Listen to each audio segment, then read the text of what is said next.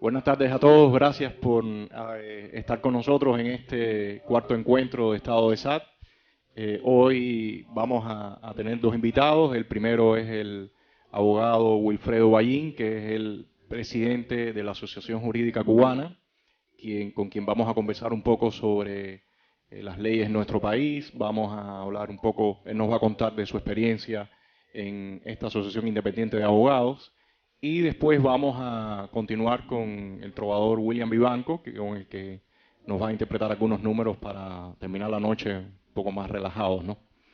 Entonces, bueno, como les digo, el primer invitado es el abogado Wilfredo Ballín, y yo quisiera que él un poco nos contara su experiencia en esta asociación que han creado. Bueno, primero que todo, muchísimas gracias por la invitación y bueno, buenas tardes a todos los presentes. Hace aproximadamente 2 años y algo, en octubre del 2008, nos reunimos un pequeño grupo de letrados, 4 en total, para inaugurar lo que llamamos después Asociación Jurídica Cubana. La idea básica de la asociación era contribuir de alguna manera a la situación que veíamos a nuestro alrededor, producto de un gran desconocimiento de la población cubana con relación a los problemas de tipo legal que existían.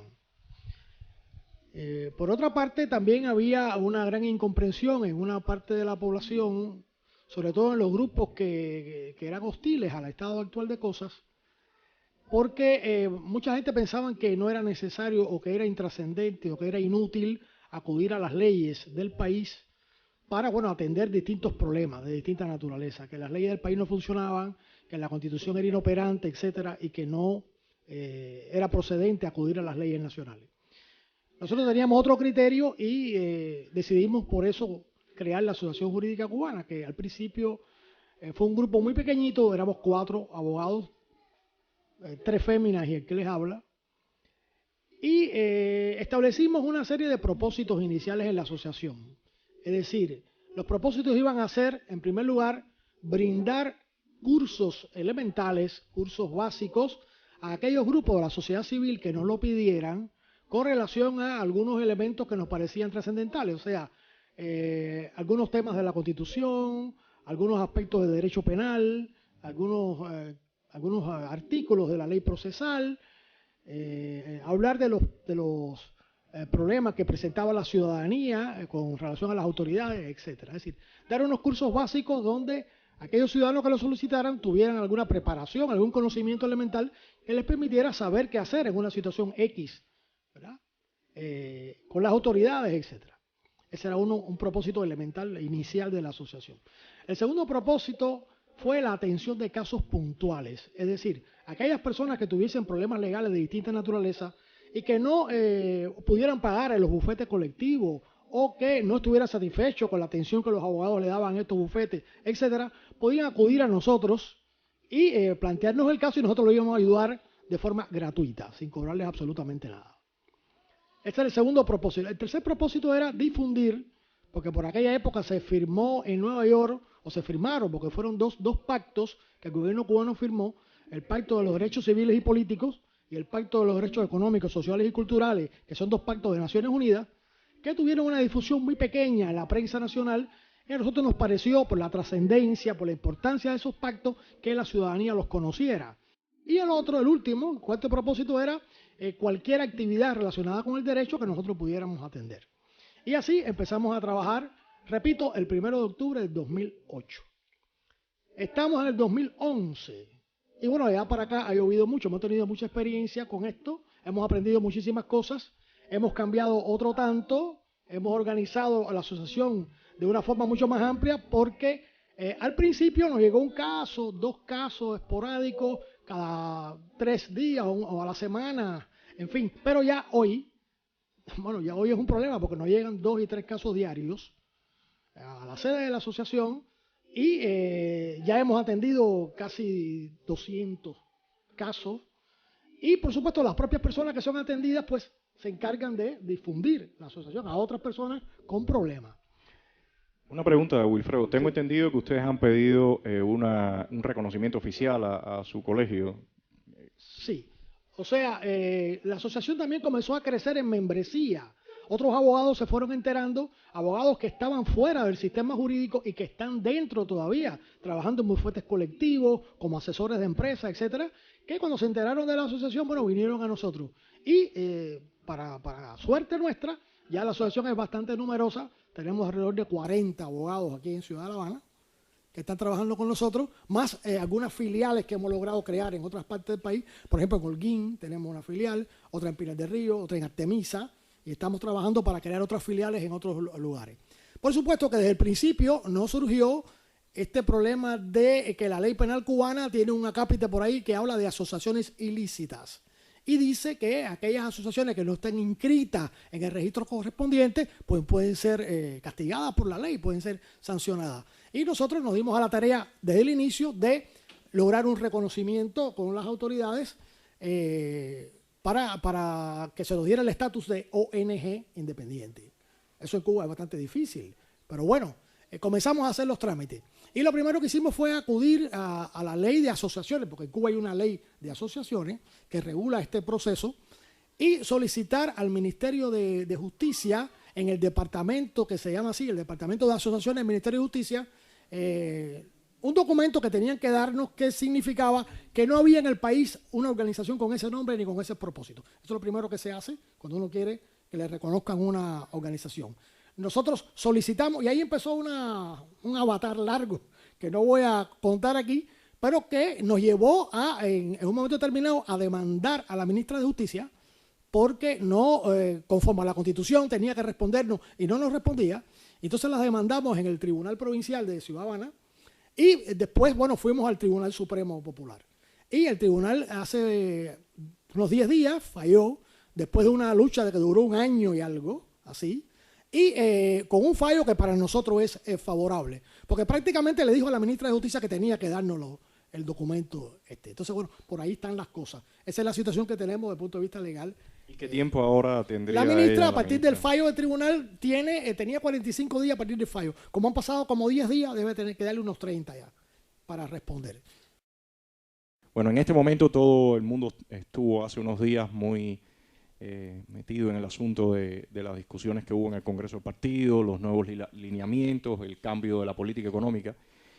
Sin embargo, hubo algo que para mí resultó muy significativo, y es que en todas las discusiones e incluso en los lineamientos se habla muy poco del marco legal e incluso en algunos casos de las contradicciones que pueden haber con la Constitución en estos nuevo plan económico en el país. Por ejemplo, una de las contradicciones que hay es el uso del término socialismo, ¿no? El término socialismo en la década del 80 y en la década del 90 tenía bueno, al principio de la década del 90 tenía cierta connotación. A medida que fue transcurriendo esa década con los cambios que se fueron dando en Cuba, después de la caída del muro de Berlín y ahora en el 2000, y con los cambios que se avisoran, debe tener otro tipo de significado. Quisiera un poco que nos conversaras, ¿no? ¿Qué se debe hacer en estos casos? ¿Qué pasa con la Constitución? Si la Constitución está en contraposición con estos cambios, ¿qué se espera que haga el Estado cubano? Bueno, primero que todo vamos a partir del concepto de qué cosa es una Constitución. Parece que es básico para poder entender lo que viene después. Desde tiempo de la Ilustración francesa, desde tiempo de la Gran Revolución Francesa, se entendió por Constitución, que se llamó Constitución después, pero inicialmente se le dio el nombre de Pacto Social. O sea, la Constitución, desde el punto de vista teórico, desde el punto de vista del derecho constitucional, no es más que un pacto o un convenio que se establece entre una población y aquellos que van a ser sus representantes como gobernantes. Es decir, supuestamente hay un convenio donde el pueblo, que se supone que sea el soberano, establece una serie de preceptos, de normas, y después nombra a un grupo de gente que van a cumplir esas normas, pero en calidad de representantes de ese pueblo. Y ese pacto, ese convenio donde están reflejados los derechos, los deberes, las instituciones, la forma de gobierno, etcétera, ese documento global es lo que se llama la Constitución. Ahora bien, ¿qué pasa? Que la Constitución, o al menos lo que en el mundo se conoce como Constitución, es la Constitución democrática. Es decir, aquella Constitución que implica la tripartición de los poderes del Estado. Es decir, un país donde los poderes no están claramente separados, los teóricos del constitucionalismo en el mundo dicen que no hay una constitución. Hay un documento que se llama así, pero no hay una constitución en el sentido real del término. ¿Por qué? Para que exista la constitución tiene que existir necesariamente esa tripartición de los poderes en ejecutivo, legislativo y judicial. Cuando estos poderes están unidos en un poder único, entonces puede haber una constitución de nombre, pero no de hecho ni de derecho. ¿Cómo se maneja esto? En Cuba los poderes no están separados, los poderes están unidos. Y entonces, desde ese punto de vista, es que no se considera en la doctrina que existe una constitución. Por supuesto, los socialistas le han llamado eso constitución socialista, ¿bien? Pero desde el punto de vista doctrinal, histórico del derecho constitucional, no hay constitución allí donde no hay esta separación. Entonces, vamos a partir de ese principio. ¿Bien? Para mí, la constitución de Cuba es una constitución, vamos a decirlo así, a medias. No es una constitución en el pleno sentido del término, porque no incluye este factor esencialísimo de las constituciones, la tripartición de los poderes del Estado. La pregunta que te hacía con respecto a la cuestión de todos los cambios económicos que se van a hacer. En la Constitución plantea, bueno, y sobre todo el cambio que se hizo a partir de 2002, el asunto de que el socialismo era irrevocable.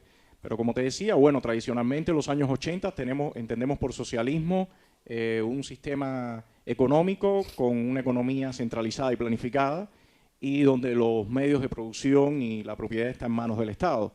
En este caso se está planteando cambios sustanciales en algunos puntos. Después pasaremos, tengo otras preguntas que hacerte, bueno, pero en este nivel creo que esos cambios que se están planteando en algunos casos no refieren exactamente al concepto que tradicionalmente teníamos en socialismo, como o sea, en los 90 ya se habían dado la apertura de empresas de capital mixto y ahora, bueno, se plantea incluso cambios un poco más grandes, ¿no? ¿Qué contradicciones y cuáles tú crees que serían los pasos que se deberían hacer para que esto caiga dentro del marco legal, ¿no? y no se violen las propias leyes del país? Mira, en primer lugar me voy a referir a algo que tú acabas de decir ahora que me parece muy, muy interesante, que es ese término de la irrevocabilidad del socialismo dentro de la Constitución. La Constitución de cualquier país es un elemento cambiante, como todas las cosas que tienen que ser, ¿no? Porque evidentemente la vida de un pueblo se mueve, se desarrolla, evoluciona, y la Constitución debe reflejar esos cambios, esa evolución. Por lo tanto, establecer un precepto dentro de la Constitución de carácter perpetuo es desconocer ese movimiento, ese desarrollo que debe tener. Ya los teóricos dijeron hace mucho tiempo que Jefferson fue uno de los que habló esto, dijo que las generaciones presentes no podían obligar con sus decisiones a las generaciones futuras. Es decir, poner en la Constitución un precepto que diga que algo es a perpetuidad es desconocer que las generaciones que vienen después tienen derecho a cambiar eso. Porque evidentemente la soberanía, esa facultad de cambiar las cosas en un país radica en el pueblo mismo y no en el gobierno. El gobierno es un representante del pueblo. La soberanía está en la nación misma. Y el soberano, el pueblo, tiene derecho a cambiar mañana lo que hizo hoy. Porque la soberanía es precisamente eso, la facultad de modificar. Entonces, evidentemente, nosotros no tenemos derecho a establecer a perpetuidad un concepto, como no lo hubieran tenido nuestros ancestros, al decir que el gobierno de España tenía que quedarse en Cuba por siempre, o cualquier otra cosa, o que la esclavitud era permanente, a perpetuidad. Eso evidentemente ninguna generación tiene derecho a imponerle cosas a las generaciones futuras. Entonces, a partir de ahí ya ese concepto de que es irrevocable, estamos ya imponiendo una cosa que evidentemente no va con la naturaleza humana. La naturaleza humana cambia, evoluciona, se atempera a los tiempos. Entonces ya a partir de ahí ese concepto para mí es inadmisible. Pero bien, vamos entonces al concepto del socialismo. El socialismo tiene una definición en los manuales que nos enseñaron a nosotros en la escuela, cuando íbamos hace muchos años. Yo estoy una generación un poco más atrás, recuerdo eso con mucho más rigor, lo que era el socialismo, lo que era la filosofía marxista, la ley de la negación de la nación, todas esas cosas que nos enseñaron. Y el socialismo se definía como la propiedad estatal sobre los medios de producción. Ese era un concepto básico del socialismo. Bien, ¿qué pasa? Que si vamos a los clásicos del marxismo, en los clásicos del marxismo dijeron que el socialismo es eso, y cualquier otra cosa se llamaría revisionismo, cambiar eso. Entonces, bueno, evidentemente si llamáramos, si lográramos despertar a Marx, a Lenin y a todas esas personalidades de la historia, dirían, bueno, lo que ustedes están haciendo es una política de revisión del marxismo. Esto no es el marxismo. Evidentemente ustedes están cambiando el concepto. El marxismo era esto y esto por las definiciones que nosotros dimos. Entonces cambiar eso es evidentemente, en el mejor de los casos, revisionismo ideológico, evidentemente. Ahí estabas mencionando un término sobre la propiedad que me interesaría quizás que nos hables un poco también de tu visión.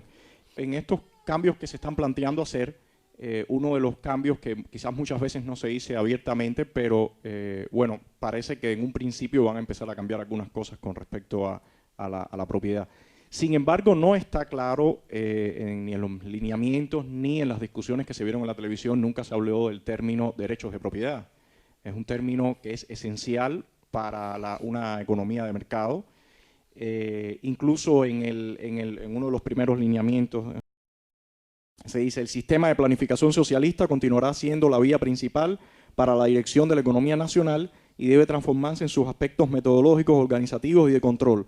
La planificación tendrá en cuenta el mercado, influyendo sobre el mismo y considerando sus características.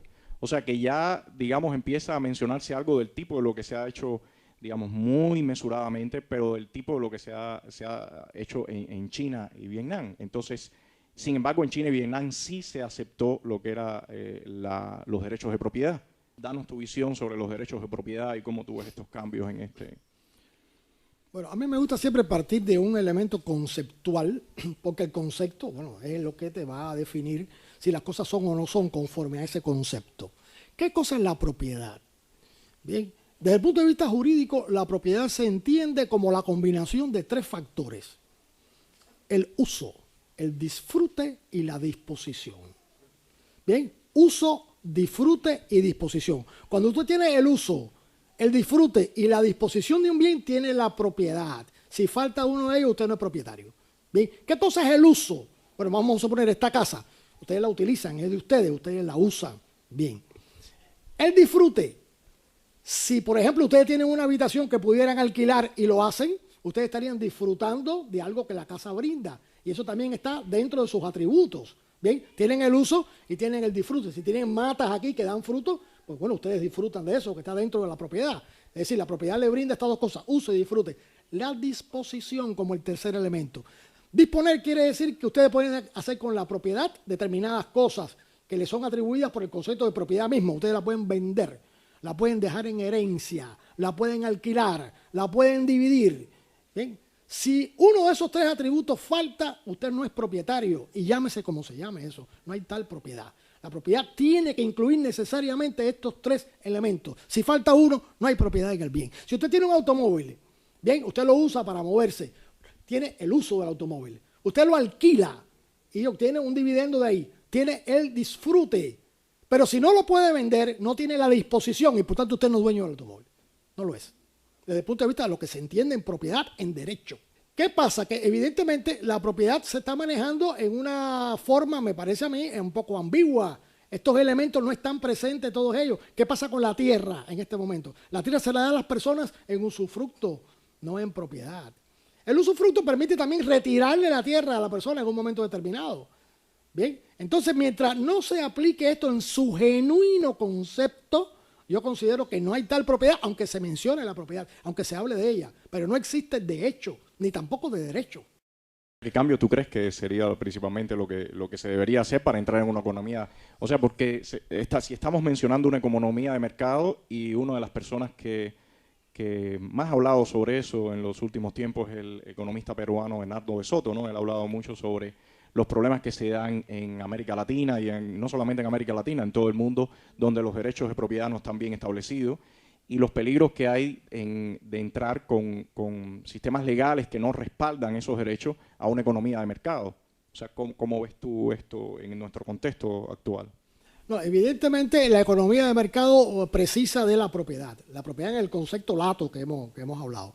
Evidentemente en Cuba habrá que hacer cambios y habrá que hacer cambios en la Constitución y en una serie de leyes complementarias. Mientras esos cambios no se hagan realmente, yo considero que vamos a permanecer igual. Y todo será un problema de nombre, de definiciones, de un más y un menos, pero en realidad no habrá cambios sustanciales en eso. Mientras no se acuda al concepto de propiedad y se refleje en la Constitución la propiedad real, con estos tres elementos que digo. Mientras eso no exista, para mí no hay cambio, los cambios son cosméticos, totalmente, como yo lo veo. Evidentemente, para que una economía de mercado funcione, tiene que existir la compraventa con la titularidad de los bienes de la persona, necesariamente, y para eso tiene que existir esto en las leyes. Las leyes tienen que refrendar ese proceso de forma clara y sin ambajes, no dubitativa, porque la ley ambigua permite cualquier tipo de cosa. Y en los países donde se mueven claramente las economías de mercado y donde hay un desarrollo, yo diría, vertiginoso de la economía de estos países, es precisamente porque la ley es muy clara, muy precisa y estos conceptos los tienen muy definidos y se observan, por supuesto, rigurosamente. Ahí en ese punto sobre las ambigüedades, yo creo que es un tema muy interesante de discutir, porque si se va a entrar en un proceso como el que se está hablando, entrar con toda esta serie de ambigüedades legales y constitucionales y de derechos de propiedad es muy peligroso. Es muy peligroso porque esos son uno de los pilares para ir generando un sistema de corrupción que se va incrementando. Para nadie es un secreto todos los problemas de corrupción que tenemos en nuestro país. Incluso en meses anteriores han empezado a salir a la luz pública, cada vez ya incluso con todo esto de las nuevas tecnologías, la gente se pasa mucho la información. Todos los problemas que hubo con la aeronáutica civil, con el general Acevedo, después toda esta situación que se ha dado con el empresario Max Marambio, y otra serie de casos, Cuba Tabaco, creo que hace poco hubo otra. Y sin embargo, dentro de la población generalmente esas cosas funcionan a nivel de rumor, porque no existe supuestamente siendo el pueblo el último dueño de todas estas propiedades. Sin embargo, nosotros como población no tenemos un conocimiento directo de qué está pasando con esos bienes que deben ser nuestros. Entonces, bueno, ¿cómo ves tú el asunto de la corrupción y estas ambigüedades legales? Yo pudiera asegurar que tú no tienes idea de a dónde está la corrupción en Cuba. Y digo esto porque yo tampoco la tenía antes de crear la asociación jurídica. Pero ¿qué pasa? Ahora las personas vienen y nos cuentan sus problemas. Y nos cuentan sus problemas, por supuesto, sin ambaje, con toda la información posible. Y las cosas que nosotros hemos visto son inconcebibles. Inclusive inconcebibles dentro de las propias autoridades, dentro de la policía. Las cosas que pasan, las cosas... es para quedarse estupefacto.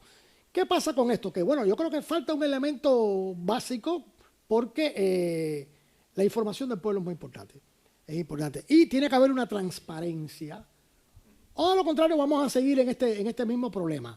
Bien, nosotros hemos tenido dificultades con autoridades porque sencillamente a veces uno oye que, por ejemplo, un inspector viene a una paladar y pide dinero, eso se comenta, eso se dice, pero cuando se trata de autoridades, cuando se trata de tribunales que piden dinero para absorber a la gente, eso ya es serio, eso es un problema serio y está a un nivel que para mí ha penetrado prácticamente a toda la sociedad.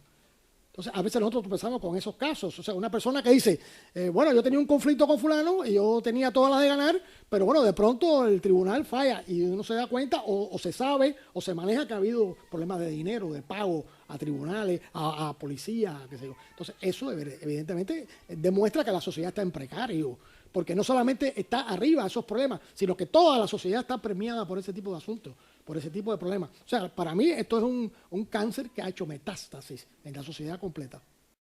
Respecto a este asunto de la corrupción, por ejemplo, en los lineamientos cuando se empieza a hablar de ceder atribuciones a empresas en las que los gerentes o los directivos van a empezar a tener muchas más posibilidades de manejar la producción, de comercializar. Aquí no se ha usado ese término, pero eso en Europa del Este se llamó privatización espontánea, con la diferencia de que aquí en Cuba no se ha hablado de darle el título de propiedad de la empresa, sino sería como una especie de usufructo también. En muchos casos en Europa este tipo de privatizaciones de ese corte espontáneo o sea, llevó a mucha corrupción. Y en otros casos, bueno, por ejemplo, personas asociadas a la élite allá fuera en el partido o en el ejército tomaron ventaja de sus posiciones para hacerse con estas empresas. ¿Ves tú alguna similitud en el caso nuestro? ¿Crees que no, que vamos por otra vía en ese...? No, yo creo que el camino está más o menos por ahí. En primer lugar, habría que ver hasta dónde realmente los empresarios, estas personas que van a dirigir, tienen realmente poder de decisión y tienen realmente capacidad para moverse en el terreno de la economía de forma independiente. Para mí, lo que siempre va a ocurrir es que va a haber medidas, trabas legales que va a permitir siempre el control del Estado. Siempre, de una forma u otra. El Estado siempre va a tratar de controlar a estas personas y donde se vaya un poco de la mano tomarán medidas de corte, de cierre, como pasó una vez ya con el cuentapropismo en Cuba. O sea, hay una experiencia de eso. La vez anterior que se autorizó el cuentapropismo, llegó un momento en que el propio Estado comenzó a cerrar, porque había empresas estas, o pequeñas empresas, o empresas, microempresas, que estaban evidentemente avanzando y estaban progresando. Y eso preocupó seriamente al Estado la vez anterior y prácticamente sofocó a todas esas... Pero ¿no crees que en algún momento el Estado puede empezar a perder el control? Porque, digamos, por ejemplo, otra de las cosas que se está planteando es ceder un poco de control a los municipios y a las provincias, ¿no? A otras instancias de gobierno. Y en estos países de Europa del Este, una de las cosas que pasó fue que cuando se fue cediendo poder a las municipalidades y a otras instancias de poder, bueno, pues se empezó a dar un poco un contrapunteo entre los gerentes y los directores, que en algunos casos incluso le decían los directores rojos porque pertenecían al partido o algo de eso, y estos ministerios y gobiernos locales. Se dio una tensión en ese punto. ¿Crees que eso en algún momento se puede empezar aquí salir de las manos? Porque, digamos, todos estos casos de corrupciones que han pasado, de alguna forma se ha ido de las manos, después se ha podido poner algún control, pero en algún momento estuvo ido de las manos. ¿Crees que en algún momento eso ya no haya forma de controlar ese tipo de...? El problema es que de la experiencia aprende todo el mundo. Aprendemos nosotros, pero también aprende el Estado, aprende el gobierno. Y esas experiencias ellos las han estudiado y las conocen muy bien. O sea, ellos están tratando de dar una imagen de apertura, pero siempre bajo su control. Y yo dudo mucho que ellos posibiliten per se que eso ocurra. Eso, al menos yo soy escéptico en ese sentido. Yo creo que ellos siempre van a procurar, de todas maneras, el control por la experiencia que tienen de lo que pasó precisamente en el campo socialista. El encuentro anterior, no, el otro anterior, que fue con el filósofo Alexis Jardines, estuvimos haciendo un poco como un esquema del tipo de estructura económica que se estaba tratando de dibujar en el país, donde en un principio se ponen las grandes empresas, donde el Estado sería quien las controlara, y dentro del Estado muchas de las corporaciones que ahora están manejando esas pequeñas empresas están asociados a las Fuerzas Armadas o al Ministerio del Interior. Hay otras más, pero ellas tienen una gran parte. Estaban las medianas empresas estas, que son un poco las que se ven del tipo este que te comentaba, como una especie de privatización espontánea. Sin embargo, el caso de las microempresas, que realmente muchas veces no llegan ni a ser microempresas, ¿no? Son de la iniciativa individual del ciudadano. Un poco yo veo este asunto de los derechos de propiedad asociado a esta estructura, una estructura muy rígida, ¿no? Porque incluso por el tipo de sistema fiscal que se le va a aplicar, va a ser casi imposible moverse dentro de esa estructura y sin un establecimiento claro de los derechos de propiedad tampoco. O sea, ¿ves tú que pueda existir alguna posibilidad de romper eso? O sea, un poco cómo ves el futuro en ese sentido. Me gustaría que nos contaras un poco tú como abogado, como persona que conoces la realidad que está pasando en nuestro país. ¿Crees que la gente tiene expectativa de que eso cambie? O sea, ¿cómo ves tú ese asunto, no? Mira, todo cambio en un país necesita necesariamente ser estructurado desde el punto de vista legal. Mientras las leyes no cambien en esa dirección y se mantengan tal y cuales son hasta ahora, yo no veo perspectiva posible de que esas cosas ocurran. O sea, porque evidentemente hay un control legal que en un momento determinado te dice, ya la tierra no es tuya, te la retiro, o ya se cierra el negocio, en fin. Y este problema de los impuestos tremendamente altos, excesivos, está diciendo que lo que no se quiere es que la gente se enriquezca. Además, se ha dicho públicamente, no vamos a permitir el enriquecimiento de las personas. Entonces, bueno, evidentemente, si me está diciendo de entrada que me vas a cerrar y no me vas a permitir crecer, me vas a permitir apenas comer yo y mi familia, bueno, evidentemente, ¿de qué estamos hablando? No veo ninguna posibilidad de que eso ocurra mientras no se modifique la legalidad de forma clara y tajante. Mientras eso no pase, desde el punto de vista jurídico, me pregunta y te respondo. No veo posibilidad.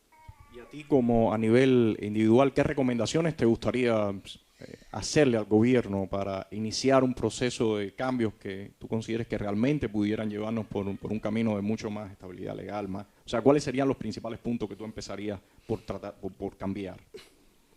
Bueno, en primer lugar, yo establecería la propiedad en su sentido lato, es decir, realmente la existencia de derechos de propiedad en el país. Y le entregaría, por ejemplo, para empezar, la tierra en propiedad a los campesinos.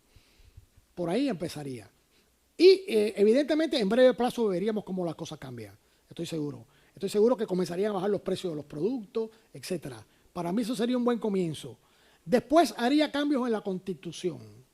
Evidentemente, reformando una serie grande de cosas, como son, por ejemplo, bueno, ya no quizás en el orden tanto económico, pero sí en el orden social, en el orden espiritual de la gente, el permiso de salida de las personas, que puedan entrar y salir libremente del país.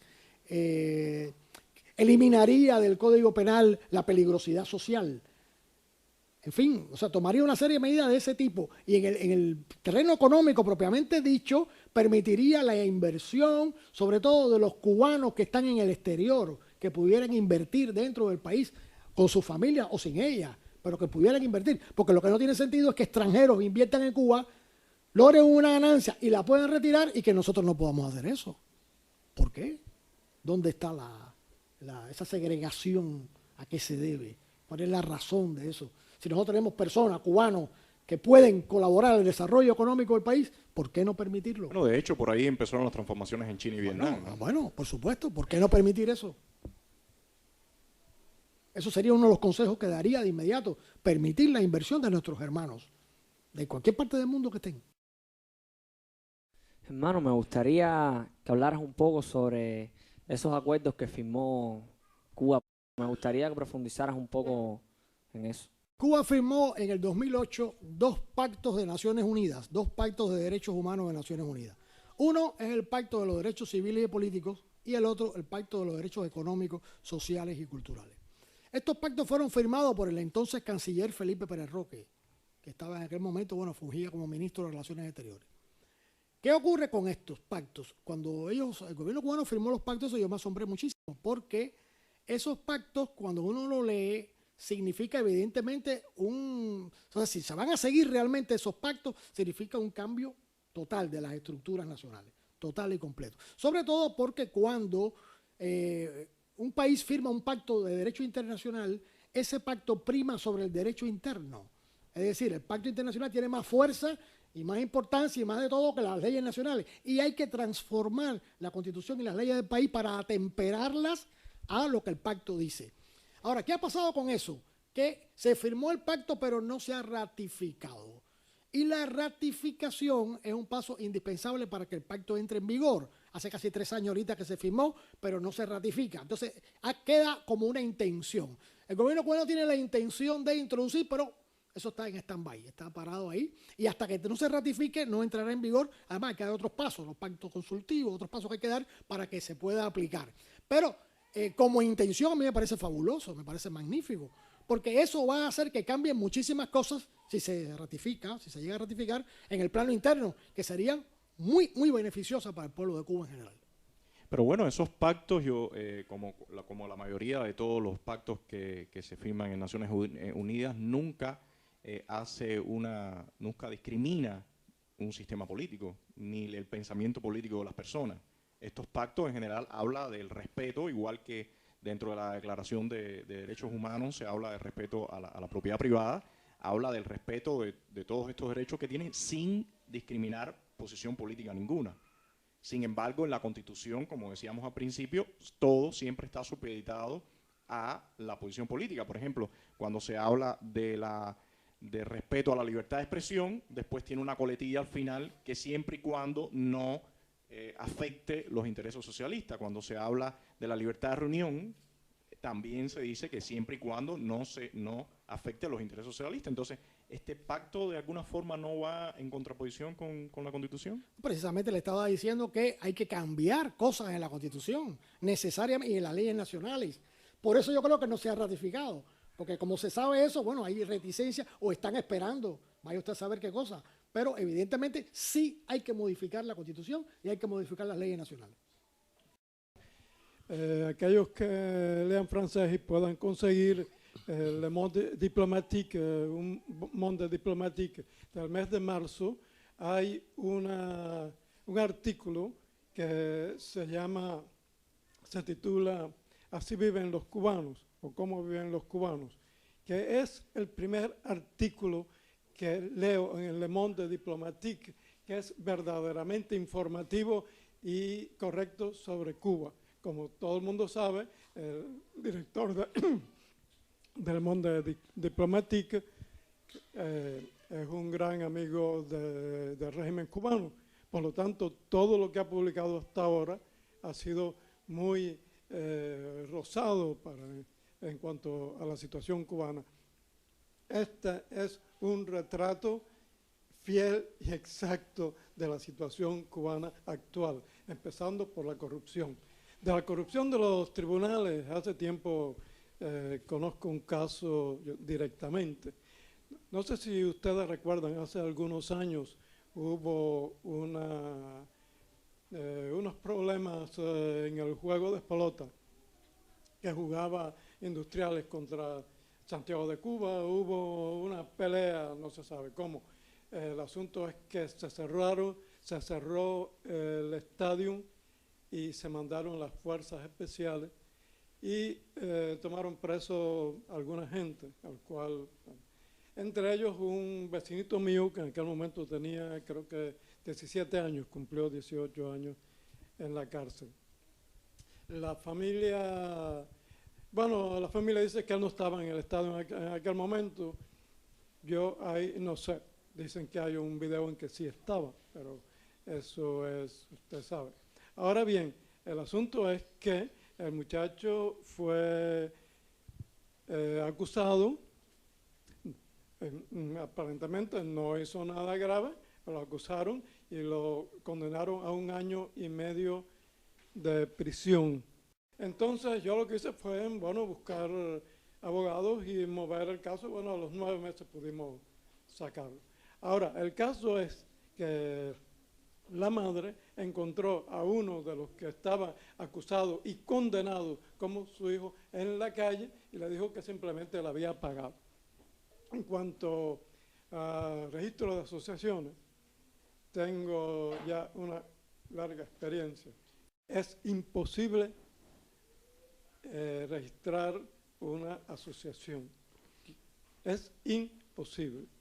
Es como que a usted le digan, sí, yo a usted ahora lo inscribo, pero mire, tiene que estar en Centro Habana dentro de 2 minutos.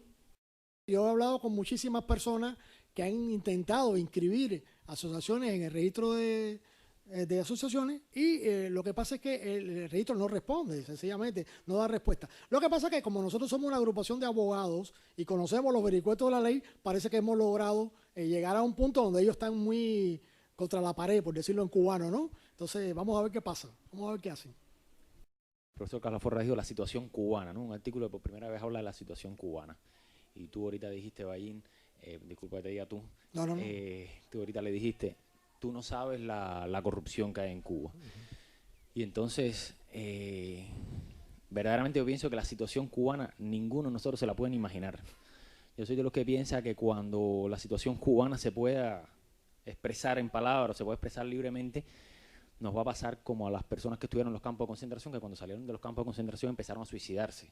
Los suicidios no se daban en el campo de concentración, empezaron a darse posterior, cuando ya la persona pudo ver el evento desde afuera. cuando la sobrevivencia vino desde afuera. Claro, no estoy siendo terrorífico, nosotros no estamos en un campo de concentración a la Alemania, pero sí efectivamente cuando estamos en la vida diaria luchando por la comida, uno tiene una motivación. El tema es cuando se sale y empieza a ver, oh, mi madre, todo eso pasó, todo eso pasaba. Otra cosa que yo quería decir también, porque estaba diciendo, Antonio, lo del empresario socialista, o la última etapa del socialismo. Desde mi punto de vista, digo, bueno, me parece que siempre responde a que se está improvisando. O sea, nosotros estamos improvisando y cuando se está improvisando siempre hay que darle poder a alguien. O sea, siempre, porque no es solo con el final del socialismo. Cuando uno se lee el libro de Kostler, un hombre, un húngaro, un tipo de origen húngaro que escribió muchos libros, entre los que escribió, él fue comunista en una época, conoció a la Unión Soviética, creo que transcribe, si mal no recuerdo, en su libro la ley, el decreto por el cual se le daba al jefe de la empresa mucho poder para despedir a sus obreros, para despedir a quien llegaba tarde, para despedir, muchísimo poder, y eso fue en el estalinismo. O sea, no es necesario de que haya una especie de mejor juicio o de que sea la etapa tardía de un socialismo o algo por el estilo. O sea, es un momento donde parece que como que es necesario, se dan cuenta que hace falta darle un poquito más de poder y se da un poquito más de poder. Lo hizo el estalinismo. Ahora mismo en Cuba hay una situación que no sabemos bien qué está significando y qué va a pasar con eso, que es la situación del agua. O sea, la situación del agua. Uno va a La Habana Vieja de noche y ve a la gente cargando agua de las pipas. Y hay gente en La Habana Vieja que no conoce lo que es que salga agua por una pila. Entonces, después oyes, esto es oído por televisión, esto no es leído en ninguna parte, después oyes que el 50% del agua que se destina a La Habana se va en salideros.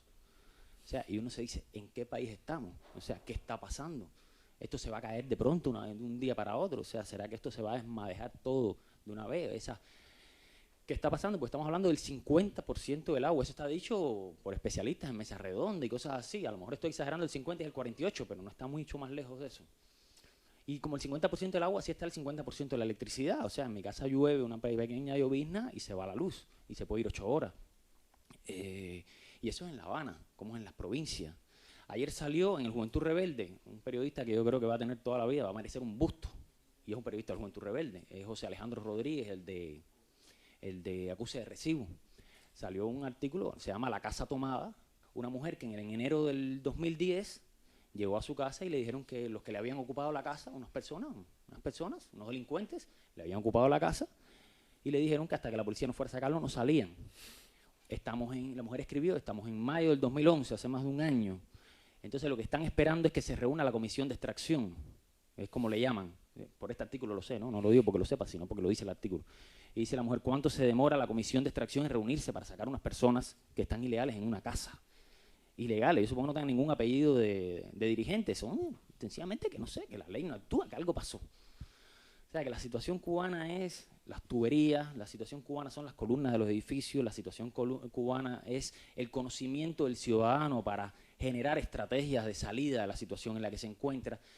La situación cubana es desamparo absoluto legal, o sea, y hay que estar en un trámite legal para ver, o sea, a mí me dijo en una ocasión, o sea, te puede pasar que tú tengas haciendo un trámite de vivienda y te digan así en tu cara un hombre, tú no tienes derecho a esa vivienda, cuando tú sabes que tienes todo el derecho, y que tú lleves un año y no hayas avanzado nada en el trámite de vivienda, no hayas avanzado absolutamente nada, y hayas llevado ya firmas de 40 testigos, eso me pasó a mí, o sea, con una casa que era más que claro, más que limpio, ¿no? O sea, no me la había robado en ningún momento.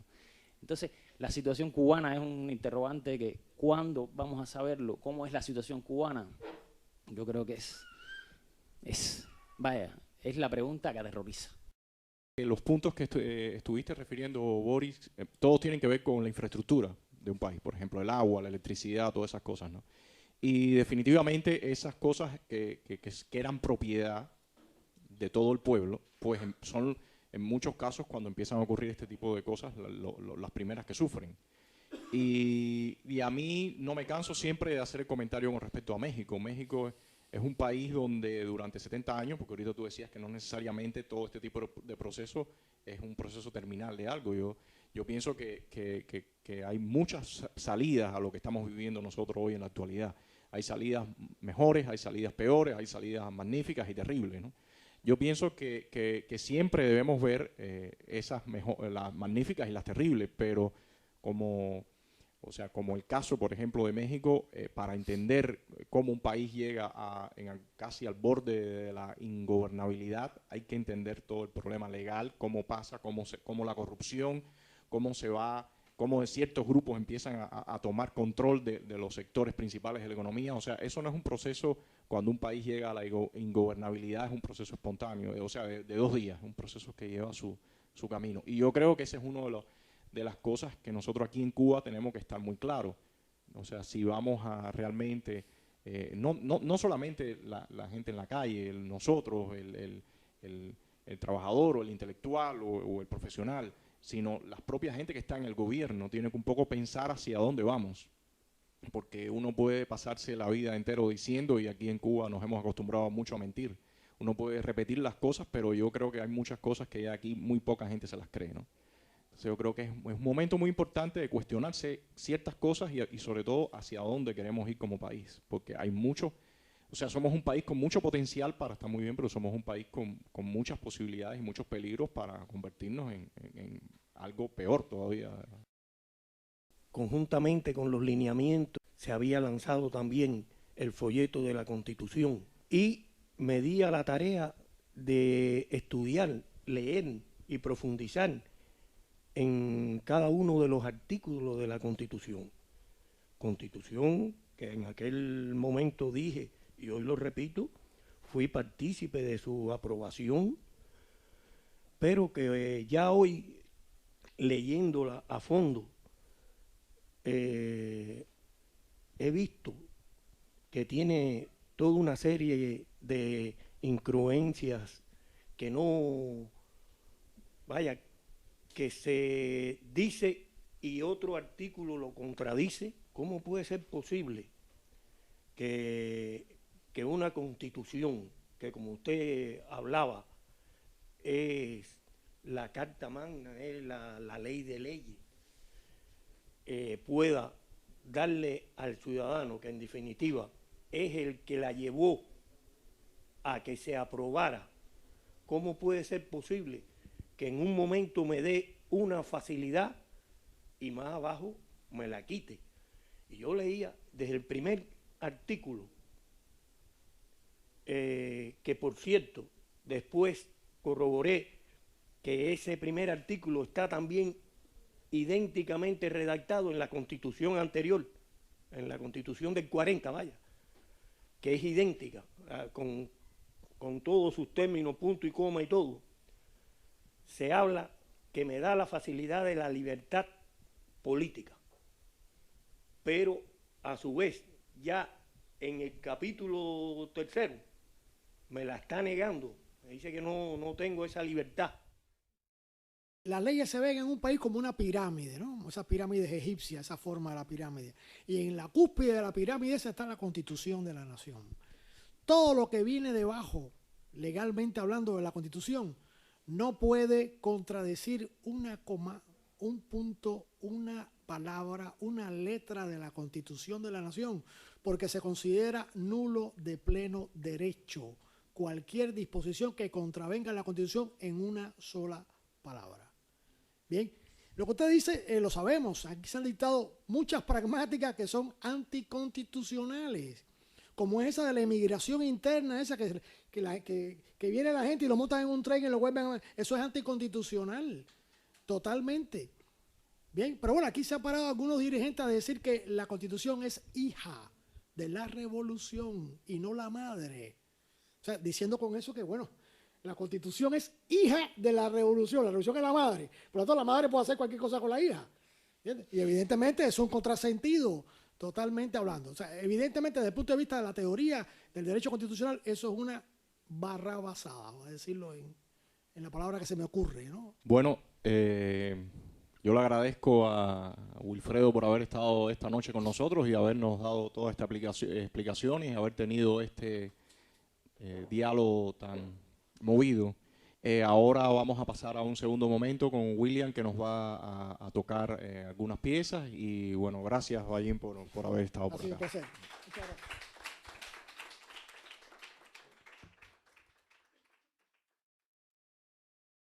Muy buenas tardes. Yo también quiero hacer mi aporte, dar mi mi arte para ver si mejora este país. También quiero que mejore de alguna manera, como todo el mundo. Y encontré un día la poesía, o me la mostraron algunos amigos en Santiago de Cuba, inquietos intelectuales. Y salieron canciones como esta que se llama Ciudad de Madera.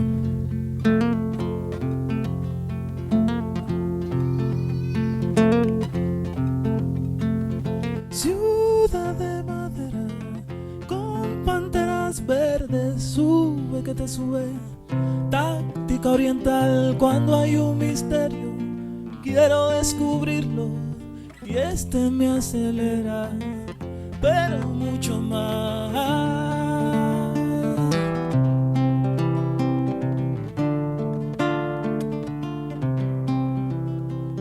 Sube que te quedas al pie del abismo, las manos delante, la razón detrás, aunque sean malvados estos habitantes, mejor aventura no voy a encontrar. Gótica, exótica, como el paraíso, esta callejuela ya me da su amor. Sigo mi pirueta, mi paso de loco, la garra del monstruo que me cautivó.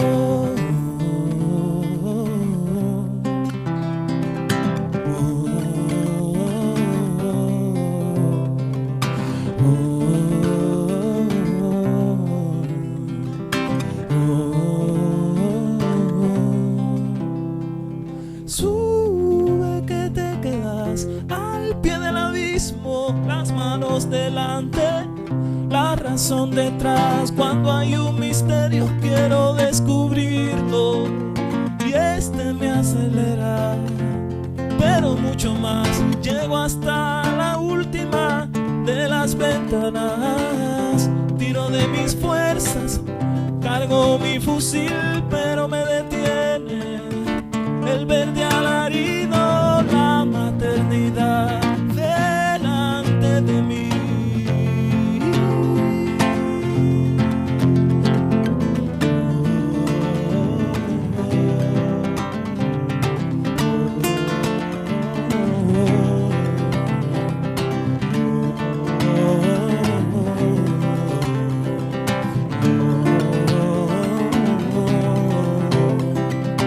Ciudad de madera, me quedo contigo, allá en lo más alto, tienes corazón y yo que era el miedo, ahora estoy perdido. Tus verdes panteras temen más que yo.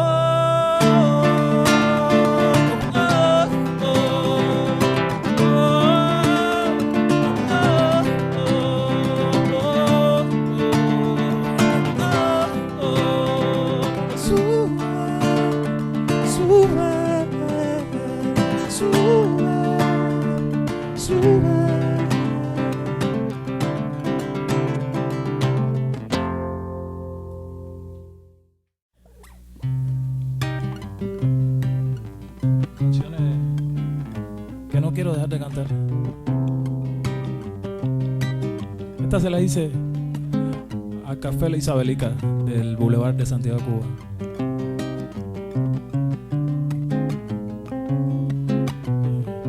Una canción muy barroca. Imagínense todos los que nos reuníamos ahí y lo que sigue pasando.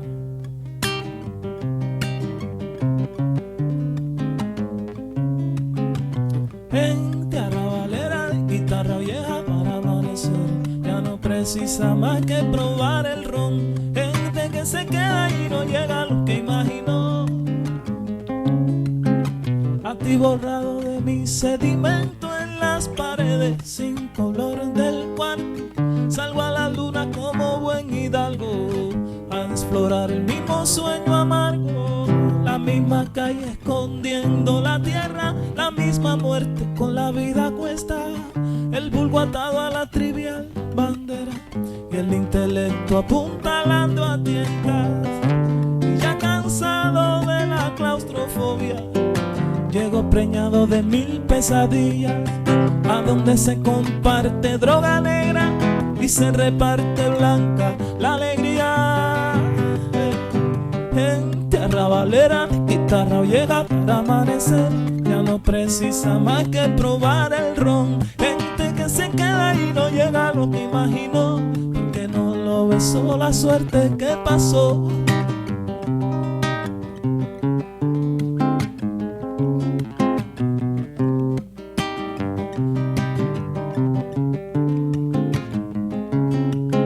Se ven a todas las degradaciones, negros y blancos, rojos, verdes, olivos. Unos se enjutan el café pagador, otros se buscan variedad de abrigo.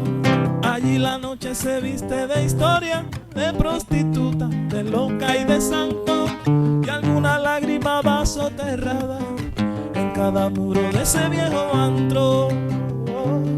Y si una bomba llega desalmada, haciendo gala de su cruel destino, se quedaría toda despoblada, la viva fuente de mis adjetivos.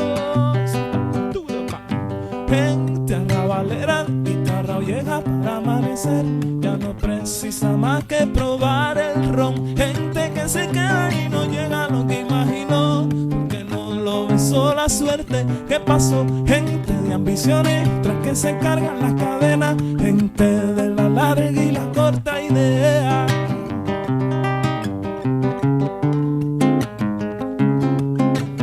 Gente arrabalera, de guitarra vieja para amanecer, ya no precisa más que probar el ron. Gente que se queda y no llega a lo que imaginó, porque no lo besó la suerte que pasó.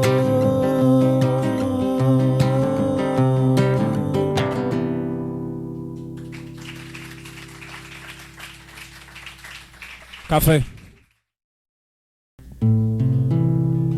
Una canción muy importante para mí. Habla de las deidades de las aguas, de Olokun, de Yemayá. Se llama Olokun, pero me la inspiró la Virgen de la Caridad del Cobre, esa iglesia en Santiago. Una vez fui a pedir y se me concedió la cosa. Y después volví a ir y también salió. Pero fue con una diferencia de 10 años. Yo no pido mucho allí. Pero siempre me ha interesado el misterio de ese lugar. Y salió esta canción.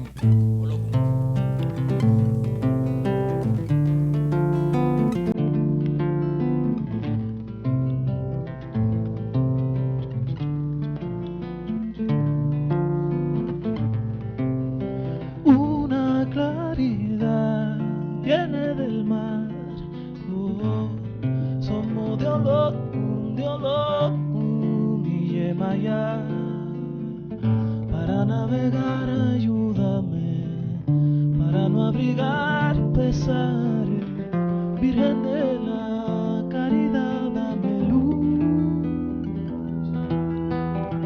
Virgen de la Caridad dame paz, como una vela que me alumbrará en lo oscuro, como una reina que me guíe en alta mar, en alta mar.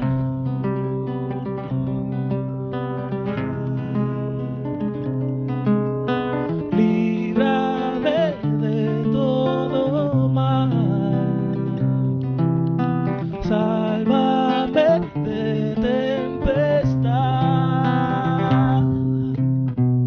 Tu mi hace mi fame un chun, tu mis ojos del azul, oh loco, milagrosa manantial, Yemayá, dueña de la leyenda, santa, fuente de toda esperanza, adorada en rezos de alabanza, Virgen de la Caridad dame luz, Virgen de la Caridad dame paz.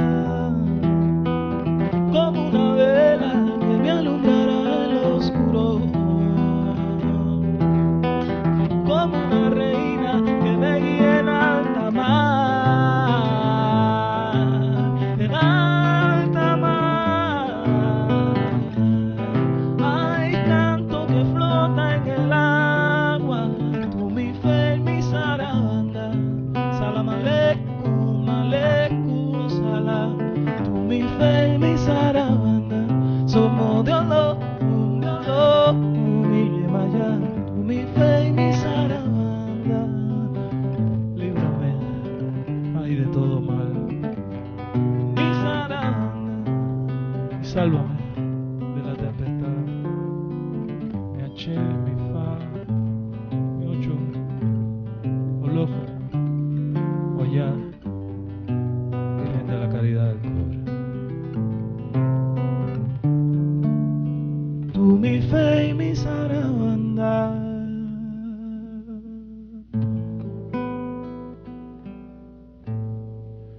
H, mamá.